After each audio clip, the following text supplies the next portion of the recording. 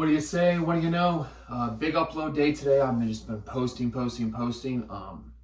Really excited. NFL is starting tonight. College football is back. So we are going to start tearing into these videos and uploads. So we're doing a week 1 college football recap. It's Thursday. We probably have a couple games going on tonight in college football. Week 2, some FBS games. But we're going to go over week 1. It's a little late.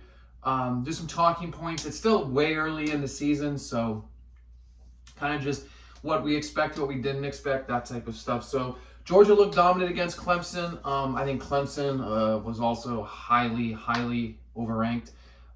So Georgia beat up on a Clemson team. Let's see what Georgia does against SEC teams this year, because Clemson, I think, was as good as they said they were or ranked. They looked good. But they got Ole Miss, Bama, Texas, Tennessee, SEC championship games. So I'm looking to see if Georgia, I really think it was a test for them. I'm not a Georgia hater. I just don't think it was a good test. So let's see. I want to see more in a couple games down the road. Georgia plays Texas, so let's see what goes on there. Pretty much all the big schools had cupcakes, so most of the big schools won. FBS games were kind of just same old. Real new good matchups. Notre Dame looked good. I think Notre Dame looks a lot better than what people expected this year. Like I said before, they have their guy. I like their coach, like the energy. They went on the road into a very hostile Texas A&M stadium. Now, the energy really wasn't up for Texas A&M. The game was, pretty evenly matched. So I don't think the road hazards really got to Notre Dame, because the crowd was really never involved. Kind of opening kickoff, that type of thing, and that was kind of it. Big field goal game, four in total. So no touchdowns in the first half. So again, not real big shootout, but Notre Dame did enough to get it done. I like Texas A&M. I don't think Texas A&M fans need to fret. I think they also have their guy. Give him a chance. I like what Texas A&M has. You guys are also still in the Jimbo Fisher train wreck era. You got a lot of that bad taste on your mouth. So I like Texas A&M. Again, Texas A&M has SEC big games. They got games that can put them right back into conversation and consideration. So both offenses really couldn't get going.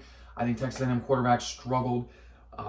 Defense did pretty well. It was a feel-out game. It was kind of the big first game of the year for both teams. So A&M had a good rushing attack, but other than that, it was very plain vanilla. Riley Leonard looked okay. He needs to get more comfortable in the pocket, have a few people to bail him out and get him going. I think A&M needs more of a offensive spark. I think they need something to pop, bing, bang, to really get the crowd involved, to really get offense rolling, so it's so they can always rely on that big play. I really didn't see that. Like I said, I like the first-year coach from Duke, his first year at A&M, so I'm excited to see what A&M got. So nothing crazy. FSU, I'm not sure what's going on. I just uploaded a short about FSU. They're in turmoil. I don't know if they can steer the ship. I've said this before. I don't think DJ is their guy. I'm on the train for Mike. I am. I'm not sure what they can do. They're in the ACC, so they got some games that they can win, but they also have some trap games in there. They play Miami.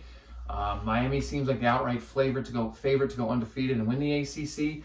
But Boston, Florida State, they have a chance, but I don't know, man. It's tough. I think the ship got all turned around. People are saying this season's a wash.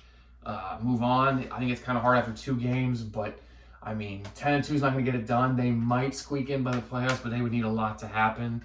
I just think BC's offense was able to do whatever they wanted. The defense wasn't punching BC in the mouth, and BC just knew what they needed to do.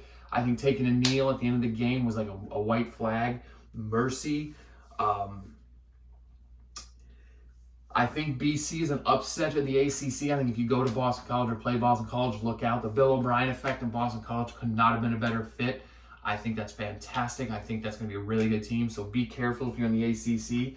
I think FSU didn't have energy. I think DJ had a lot of pressure on him. You could tell he was missing wide open throws. So what's next for FSU? Let me know in the comments what you think. I think they just need to go week by week. I don't think they can just throw it a whole season. So week by week. and kind of go from there. Bowl game for Boston College this year? Question mark. Georgia Tech is ranked? Question mark. So let's see what happens there. Penn State, West Virginia. I was really looking forward to that type of energy. Didn't get it. Thought it was gonna be a way better game. Penn State came out and swung. James Franklin, you got a decent win under your belt, a good tough road game win. I think West Virginia got shell shocked, got punched in the mouth, didn't know how to respond. WVU had no offense, all field goals, couldn't get going. Penn State's offense just tore up Mountaineers, lit them up. West Virginia didn't have a response or an answer. Almost had 500 yards total offense, Penn State. So, can that keep going? My one question, though, is this a good representation of Penn State? Because I don't think it is. I think, Penn State's a team that wins games they're supposed to and lose games that they're supposed to lose to. So let's see what they do in the Big Ten with these new teams in the Big Ten and see what kind of we can get from Penn State. Miami, outright favorite, I think, now in the ACC to go not only win the ACC, but go undefeated. I don't see anyone stopping them. FSU might be a speed bump, but Miami looks good. Cam Ward is fitting in very well. Had immaculate stats against Florida. Miami schedule's cake, no offense. So they're going to have a real easy time to go undefeated and get into the playoffs. So we'll see what they can do. Can they compete? I don't know at the moment yet if they can compete with one of the big teams, so we can see. UF, it's only going to get worse, so buckle up. I really can't see Napier making it through the entire year. I also couldn't see why they fire him now in the middle of the year. They already know what their schedule is going to be. They know the last 4 games, they could potentially go 0-4. One of those wins would be a miracle. Just buckle up, Florida. I think your new quarterback getting tossed in. DJ is actually starting because Ertz or whatever the quarterback is for the Gators got a concussion. So you got your freshman phenom. Hopefully you can keep him on. But if Napier goes, I don't think he would. I don't know. Let's see what the quarterback can do. Maybe this dude can turn around the program. He is a phenom by as many words as I can say. So. Looking to see it. I think Florida needs some energy. I need someone to speak up in that locker room, like a Tim Tebow conversation, and really hit them where they need to know. I think they need that kick. They need that spark. USC LSU was going to be a great game on Sunday night. I was really looking forward to that. Very back and forth, feel each other out type game. Back and forth.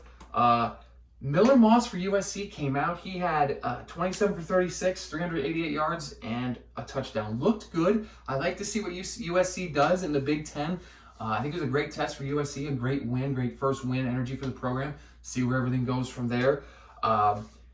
Is USC for real? Question mark. Kind of like the Penn State question mark. Where this game puts them. Can LSU do enough in the SEC? I don't know. I don't know what to expect. I feel like Brian Kelly always gives me A, and I expect B, and so on and so forth. I expect C, he gives me D. I'm not sure what to expect from Brian Kelly. SEC is tough, probably the toughest conference in college football, so Brian Kelly has to buckle up and get big wins. I don't know what to expect, but he's got to be able to hang with the SEC to even be considered in the playoffs. Do I think they get in? No, but Brian Kelly needs to show some sort of energy and that type of thing for LSU to have a successful year and for them to even consider not moving on from him, because his first year was okay. That blowout bowl game wasn't the greatest taste on LSU's fans, so kind of go from there. They have Ole Miss and Bama and Oklahoma at home, which helps, but they really need to start putting together some good wins and getting some good energy. Brian Kelly, stop punching tables. Just get through it. You're a coach. You were hired on to bring good energy to LSU. Let's see it going. That 15-yard targeting play was boneheaded. I know it was a catch anyway, but to give up that's such a 75 yards in like a minute and a half and so quickly just really brought a lot of questions to LSU's defense. See what they can do. I feel like LSU's defense folded the last minute and a half, and it just gave it away. So that's pretty much it. That's week one. Week one had I had about 5 big games. Great energy. I'm glad it's back. The bets I laid, I laid 2 sets of bets. I laid every single game. I took the spread and the over-under, and for all those bets to both hit, they have to count. So I need to hit the over-under and the spread to hit. I took 21 of those bets. 3 of them hit. And then of the single bets where it was over, under, or the spread, I hit 21 out of 42. The 4 big games on Saturday, the 4 I talked about, I went 2 for 2, and I did a little double combo on each game.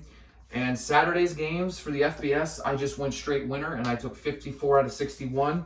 So not bad. I'm adding a little extra pizzazz to my bets, so we'll kind of go from there. Tune in to our channel. It's big time for this channel. We're working hard here at the Bubcast. We got NFL and college football. Like and subscribe. Thank you for following. Leave us comments in the thing and just tune in. Yep.